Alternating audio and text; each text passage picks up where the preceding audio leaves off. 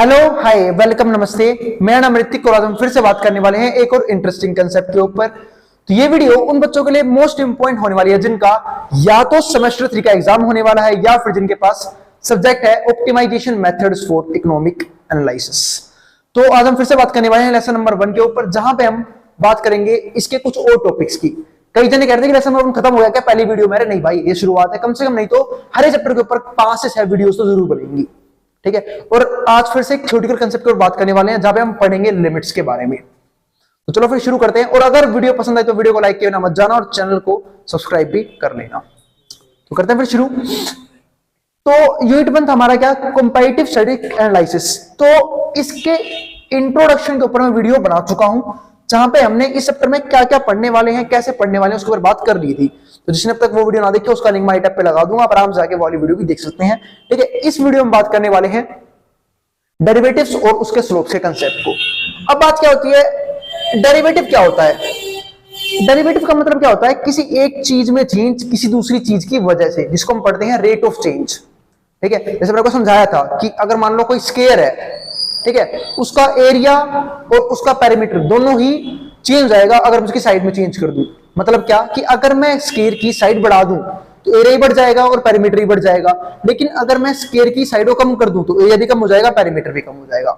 ऐसे रेक्टेंगल है, अगर मैं रेक्टेंगल की लंबाई और चौड़ाई बढ़ा दूं तो उसका एरिया भी बढ़ जाएगा, पेरीमीटर भी बढ़ जाएगा, लेकिन अगर मैं उसकी लेंथ और ब्रेड्थ कम कर दूं तो उसका एरिया भी कम हो जाएगा और पेरीमीटर भी कम हो जाएगा। तो ये फर्क पड़ता है किससे, किसका, डेरिवेटिव का। तो डेरिवेटिव का मतलब भी क्या होता है, किसी एक चीज में बदलाव किसी दूसरी चीज की वजह से, ठीक है। लेकिन अब हमें इसके बारे में पढ़ना है स्लोप्स को। मतलब स्लोप्स क्या होते हैं और इकोनॉमिक्स में क्या यूज है स्लोप्स का, ठीक है। स्लोप का सीधा सा मतलब क्या होता है, ग्राफ जो है वो किस डायरेक्शन में आगे बढ़ रहा है या फिर किस डायरेक्शन में नीचे घट रहा है, ये सारा काम स्लोप देखता है। इनकी ढलान जिसे हम बोलते हैं किस तरफ है, ठीक है। जैसे मान लो ये कर्व है, छोटा सा कर्व है, मान लो मैंने कोई भी कर्व लिया, ये रहा कर्व, ठीक है।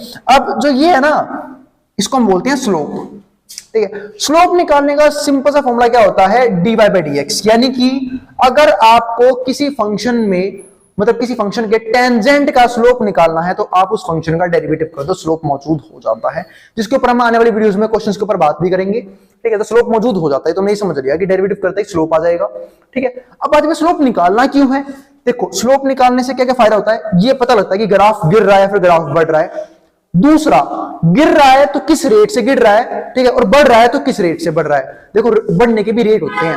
रेट का मतलब क्या, एक तो होता है इंक्रीजिंग रेट से बढ़ना। इसमें एक एग्जांपल देता हूं, मान लो कोई नंबर है, जैसे 2 आ गया, 2 के बाद 6, फिर ये हो गया 10, फिर ये हो गया हमारा क्या नाम है, 10 नहीं, यहाँ पे 12 कर लेते हैं, 12, फिर ये हो गया 20, फिर ये हो गया 30।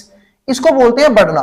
लेकिन एक बार देखना किस रेट से बढ़ रहा है। देखो 2 से पहले 6 हुआ, कितने से बढ़ा, 4 से, फिर 6 से 12 हो गया, कितने से बढ़ गया, 6 से, फिर 12 से 20 हो गया, कितने से बढ़ गया, 8 से, फिर 20 से हो गया 30, अब कितने से बढ़ गया, 10 से। तो हर बार किस रेट से बढ़ रहा है, इंक्रीजिंग रेट से बढ़ रहा है। बढ़ तो रहा ही है लेकिन रेट बार बार बढ़ रहा है, बढ़ने का भी। उसको हम बोलते हैं, वो किसे पता लगता है, स्लोप से, कि जिस रेट से बढ़ रहा है वो रेट क्या है, इंक्रीजिंग रेट है, डिक्रीजिंग रेट है। अब डिक्रीजिंग रेट की बात कर लेते हैं। मान लो कोई नंबर है 2 है, पहले अब 2 से 10 हो गया, फिर हो गया ये 16, फिर ये हो गया हमारा 20, फिर ये हो गया 22। अब देखो अब किस रेट से बढ़ रहा है, अब ये बढ़ रहा है डिक्रीजिंग रेट से। जैसे बढ़ तो अभी भी रहा है, 2 से 10 हुआ, बढ़ा कितने से, 8 से बढ़ गया, फिर 10 से 16 हो गया, बढ़ा कितने से, 6 से बढ़ा, फिर 16 से 20 हो गया, 4 से बढ़ गया, और फिर 20 से 22 हो गया, बढ़ा सिर्फ कितने से, 2 से। तो इसको हम क्या बोलते हैं, ठीक है, ये क्या हो गया, ये हो गया बढ़ रहा है लेकिन किस रेट से, डिक्रीजिंग रेट से। आई बात समझ में कि बढ़ तो रहा है लेकिन डिक्रीजिंग रेट से बढ़ रहा है, घटता जा रहा है, जो रेट है बढ़ने का वो कम होता जा रहा है, ठीक है। तो उम्मीद है समझ में आ गया होगा कि बढ़ना क्या होता है, इंक्रीजिंग रेट से, डिक्रीजिंग रेट से। एक होता है कांस्टेंट रेट, ठीक है, मतलब एक सेम रेट से बढ़ना, जैसे कि 2 के बाद 3, 4, 5, 6, 7, हर बार एक एक से बढ़ रहा है, इसे बोलते हैं कांस्टेंट रेट से बढ़ना, कि बढ़ तो रहा है लेकिन फिक्स रेट से बढ़ रहा है। तो ये सारे काम जो होता है ना किससे पता करते हैं हम, स्लोप से। ऐसे डिक्रीज करने के भी रेट होते हैं, decreasing with the help of decreasing with respect to increasing rate, कि डिक्रीज तो हो रहा है लेकिन इंक्रीजिंग रेट से डिक्रीज हो रहा है, फिर डिक्रीजिंग रेट से डिक्रीज हो रहा है, और कांस्टेंट रेट से डिक्रीज हो रहा है, ठीक है। तो ये सब किससे पता करते हैं, सारी की सारी चीजें स्लोप से, और इकोनॉमिक्स में इसे यूज भी करते हैं। अब बात ये आती है कि भैया डेरिवेटिव जो आपने बोला, इसको डेरिवेटिव में कहां यूज करेंगे हम। तो देखो, मैंने शायद ये बात पिछली वीडियो में कवर करी थी कि तीन चीजें भी निकालनी होती है। हमने तीन चीजें ज्यादातर हम से बात करते हैं। एक होता है रिवेन्यू, एक होता है कॉस्ट। रिवेन्यू यानी कि आपने जो भी सर्विसेज, जो भी प्रोडक्ट बेचा, उससे कितना पैसा आया। कॉस्ट, उसे बनाने में कितना खर्चा आया था।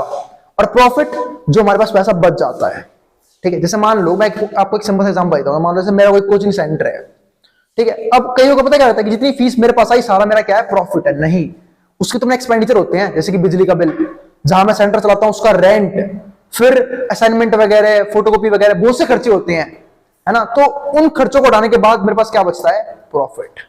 आई बात समझ में। ऐसे ही हर एक बिजनेस का अपना एक एक्सपेंस होता है, ठीक है। जो एक्सपेंस माइनस करने के बाद, यानी कि कॉस्ट माइनस करने के बाद क्या बचता है, प्रॉफिट बचता है।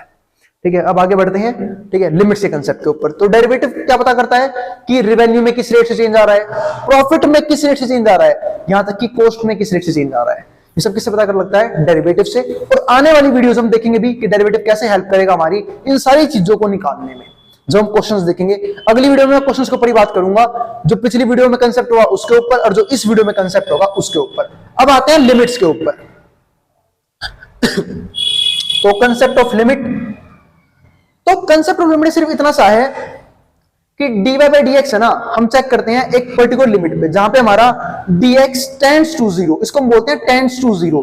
टेंड्स का मतलब क्या होता है कि जीरो रखना नहीं है वहां पे, वो जीरो को अचीव करने की कोशिश कर रहा है। एक होता है किसी नंबर को अचीव कर रहा है, जैसे कि लिमिट चेक करनी है मान लो इन्फिनिटी पे, तो इन्फिनिटी तो पता ही नहीं है क्या होता है, क्योंकि इन्फिनिटी क्या होता है, इतना बड़ा नंबर जो आप सोच भी नहीं सकते। क्योंकि सोच रहे तो काय का इन्फिनिटी वो, क्योंकि कोई बोलेगा मेरे तो 1000 इन्फिनिटी है, क्यों, 1000 से बड़ा 2000 है, 5000 है, 5 लाख है, 5 करोड़ है, ठीक है। तो इन्फिनिटी क्या होता है, इतना बड़ा नंबर जिसे मैं सोच भी नहीं पा रहा। तो टेंस का मतलब क्या होता है, हम उसे अचीव करने की कोशिश करते हैं, बिल्कुल उसे अचीव नहीं कर पाते। तो लिमिट सोल्व कैसे करते हैं, dy बाई dx, अगर डेल्टा x की लिमिट क्या हो, जीरो हो, तो हमारा जो लिमिट का आंसर हो q आता है। इसको हम क्या बोलते हैं, कंसेप्ट ऑफ लिमिट। अब लिमिट के कुछ फॉर्मूले होते हैं। एक होता है left hand limit, left side limit, इसको हम बोलते हैं लेफ्ट हैंड लिमिट ही बोल देते हैं। और एक होता है राइट साइड लिमिट, इसको हम बोलते हैं राइट हैंड लिमिट। अब बात है ये लेफ्ट हैंड लिमिट और राइट हैंड लिमिट क्या होती है, ठीक है। मतलब मान लो किसी एक पॉइंट पे मुझे चेक करना है लिमिट, तो उससे कम वाली वैल्यूज को हम क्या बोलते हैं, लेफ्ट हैंड लिमिट, ज्यादा वाली वैल्यूज को राइट हैंड लिमिट, और उसी पॉइंट पे वैल्यू हम क्या बोलते हैं, फंक्शन में फाइनाइट वैल्यू, जिसको हम क्या बोलते हैं यहाँ पे एग्जिस्टेंस ऑफ लिमिट, उसी पॉइंट पे, जो कि हमारा मान लो एल आ गया। जब हमें राइट हैंड लिमिट निकालनी होती है या फिर राइट साइड लिमिट निकालनी होती है, हम क्या लिखते हैं, v लिमिट जो है वो n पॉजिटिव है। इस पॉजिटिव का मतलब ये होता है हम क्या निकाल रहे हैं, RHL राइट हैंड लिमिट या फिर राइट साइड लिमिट। ऐसे ही लेफ्ट साइड लिमिट, यानी कि यहाँ पे नेगेटिव का सिंबल आ जाएगा, ये हमारा आंसर आ जाएगा। और अगर आप लोग डिटेल में पढ़ोगे तो ये एक कंसेप्ट में यूज होता है जिसका नाम है कंटिन्यूटी, कि जब हमें कंटिन्यूटी चेक करनी होती है ना, तब हम इस चीज को पढ़ते हैं। कंटिन्यूटी, किसी भी ग्राफ का कंटिन्यूस होने के लिए तीनों का इक्वल होना बहुत जरूरी होता है। अगर right hand limit, left hand limit और फाइनाइट वैल्यू तीनों बराबर है, तब वो ग्राफ कंटिन्यूस माना जाता है, वरना वो कंटिन्यूस नहीं होता है। अब कुछ लिमिट की थ्योरम पढ़ लेते हैं जो आसान आसान सी हैं, फिर फटाफट से इस वीडियो को खत्म करके हम अगली वीडियो से क्वेश्चंस के ऊपर डिस्कस करना शुरू कर देंगे। अब ये क्या, मान लो थ्योरम 1 है, q equals to av plus b। इसका मतलब क्या है कि अगर आपने लिमिट v की जगह n रखा, तो n टेंस का मतलब क्या है कि आप क्वेश्चन में v की जगह n पुट कर दोगे, तो an प्लस b। आपको समझ में आना बहुत जरूरी है, क्योंकि जब मैं क्वेश्चन करवाऊंगा, क्वेश्चन इन्हीं फॉर्मूलों की हेल्प से होंगे, इन्हीं थ्योरम्स की हेल्प से होंगे। इसका मतलब सिंपल सा है कि लिमिट में v की जगह n रखना है, तो आप v की जगह n की वैल्यू पुट कर दोगे, बाकी सब कुछ सेम टू सेम यूं का यूं रहेगा, जहां पे a और b हमारे क्या है, कांस्टेंट है, ठीक है। ऐसे ही मान लो q को लिमिट है, आपने g की जगह v रखा और आपका b आंसर आ गया। इसका मतलब क्या है कि मान लो आपको किसी क्वेश्चन में लिमिट रखना है, लेकिन वो जो लिमिट है ना, उसकी वैल्यू ही नहीं है। जैसे सपोज करो आपको लिमिट दे रखी है, लिमिट h टेंड्स टू 2 और 5। अब आप क्या ही करोगे इस लिमिट का, रखोगे कहां, h तो है नहीं उसके पास, तो आपका सीधा आंसर 5 ही हो जाएगा। ऐसा कहना चाह रही है इसकी नेक्स्ट थ्योरम। आई बात समझ में, सीधा सीधा आपका आंसर 5 हो जाएगा, क्योंकि आप लिमिट को रख ही नहीं पा रहे। h चाहे 2 अचीव करे, चाहे 5, चाहे 50, जब वहां पे h है ही नहीं, मैं रखूंगा कहां वहां पे h की जगह वैल्यू, तो सीधा आपका वही जो पॉइंट है वही आंसर बन जाएगा। अब थ्योरम 3, अगर q बराबर b हो, then the limit v equals to n, तो इसका आंसर भी n हो जाएगा। बहुत बढ़िया। जब q v है और v की लिमिट है वो n को अचीव करने की कोशिश करे, तो q का आंसर अपने आप ही क्या हो जाएगा, n हो जाएगा। इसमें भी कोई दिक्कत नहीं है। अगला देखो, ऐसे यहां पे देखो, अगर q बराबर है v की पावर k, ठीक है, और v हमारा n है, मतलब v जो है वो n को अचीव करने की कोशिश कर रहा है, तो यहां पर लिमिट अपना भी क्या हो जाएगी, n की पावर k। यहाँ पे कोई दिक्कत नहीं है। अब आगे देखते हैं limit v tends to n। और अगर हमें दो लिमिट को, मतलब अगर दो फंक्शंस, एक फंक्शन जो है वो दो टर्म्स को ऐड या माइनस करके बना हुआ है, तो आप दोनों की लिमिट को सेपरेट भी कर सकते हो अगर आपको सेपरेट करने की जरूरत है तो। मतलब ये जो v की लिमिट n है वो इसकी लिमिट भी मानी जाएगी और इसकी लिमिट भी मानी जाएगी। ऐसे ही प्लस में भी इसकी लिमिट मैं चेंज कर सकता हूं, मतलब ये लिमिट इसकी भी होगी, ये लिमिट इसकी भी होगी, और ऐसे ये लिमिट माइनस करते वक्त इसकी भी होगी और इसकी भी होगी। तो आपका आंसर यहाँ पे आएगा L1 प्लस L2, यहाँ पे आएगा L1 माइनस L2। ऐसे ही अगर मल्टीप्लाई करना है तो भी आप लिमिट तोड़ सकते हो और आपका आंसर बनेगा L1 अपॉन L2। और अगर आपको डिवाइड करना है तब भी आप लिमिट को सेपरेट कर सकते हो, मतलब जो लिमिट है वो आप इसकी लिमिट में पुट करोगे और इसकी लिमिट में पुट करोगे, नीचे वाले की लिमिट में भी। ठीक है, तो ये हमारे पास कुछ थ्योरम्स थी लिमिट्स को लेके। अब हम सिर्फ कुछ क्वेश्चंस करेंगे लिमिट्स के ऊपर, जहां पे हम इसके बाद पढ़ेंगे कंटिन्यूटी। ठीक है, तो लिमिट क्या, ऑलमोस्ट सारा कंसेप्ट मैंने खत्म करवा दिया है, और साथ साथ हमने देखा कि स्लोप को कैसे यूज करेंगे हम लोग इस चैप्टर के अंदर, और डेरिवेटिव को कैसे हेल्प करेंगे, डेरिवेटिव कैसे हेल्प करेगा हमारे इस चैप्टर के अंदर। आई बात समझ में? इसी के साथ ये वाली वीडियो यहाँ पर खत्म की जाती है, जहां पे वाला कंसेप्ट भी खत्म हो चुका है। मिलेंगे भाई फिर अगली वीडियो में, जहां पे हम बात करेंगे इसी दोनों कंसेप्ट्स के ऊपर, चाहे वो पिछली वीडियो का कंसेप्ट हो चाहे इस वीडियो का कंसेप्ट हो, उसके क्वेश्चंस के ऊपर। ठीक है, तब तक के लिए बाय। और अगर वीडियो पसंद आई हो तो वीडियो को लाइक किए बिना मत जाना और चैनल को सब्सक्राइब भी कर लेना। ठीक है, अब जिसको जो उतारना है स्क्रीनशॉट लेना वो ले सकता है, मैं हट रहा हूं बोर्ड के सामने से। वीडियो चलेगी।